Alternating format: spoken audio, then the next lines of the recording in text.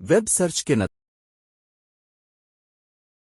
नाम सीनथियल कुमार है, जो तअम्मुल नाडो अंडा एक में सैलून चलाता है।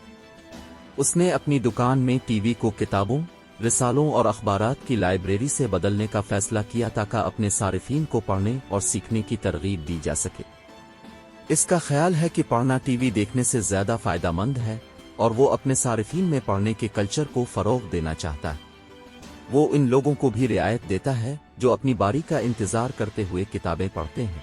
हज्जाम के अपने सैलून में लाइब्रेरी कायम करने के ख्याल को उसके सारिफीन और आवाम की तरफ से काफ़ी मुस्बत रद्द अमल मिला है।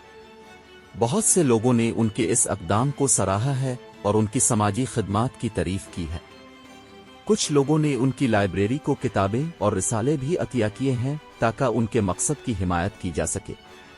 हज्जाम को मुख्तलिफ मीडिया आउटलेट्स में भी नुमाया किया गया है और उसके इख्तिराई आइडिया की वजह से इसे पजीराई मिली है। टीएन बार्बर ग्राहकों को 30% छूट देता है अगर वो अपने मुनफरिद सैलून में कोई किताब पढ़ते हैं। ये हज्जाम ने कहा, मैं शायद प्रोफेसर माहिर नहीं हूँ, लेकिन मुझे खुशी है कि मैं लोगों को पढ़ने में वक्त लगा सकता हूँ। पवनमारी पेन कहते हैं, बहुत अच्छा, ठीक है, मैंने हमेशा सोचा है कि एक पढ़ा लिखा इंसान होना अव्वलीन अहमियत है।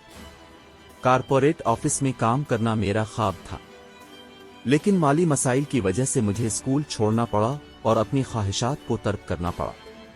एक बार जब मैंने अपना सैलून कायम किया, मैंने फैसला किया कि किसी तरह से अपने तालीम के शौक को इस काम के साथ मरबूत करने के तरीके तलाश करूं, और इसी तरह यह ख्याल आया। 6 साल पहले इसने दुकानों और स्क्रैप डीलरों से किताबें जमा करना शुरू की। हर महीने के आखिर में वो अपनी आमदनी से कुछ रकम बचाकर खरीद लेता था। आज सैलून के पास 900 किताबों का मजमुआ है और पवनमारी पेन ने मुतनव्वे इंतखाब को यकीनी बनाया है, खुद नविश्तों से लेकर अफसानों तक और यहाँ तक कि खुद मदद किताबों तक। तुमुल और अंग्रेजी दोनों में बिक रैक रखने के पीछे एक और वजह लोगों को अपने स्मार्टफोन से दूर होने में मदद करना थी।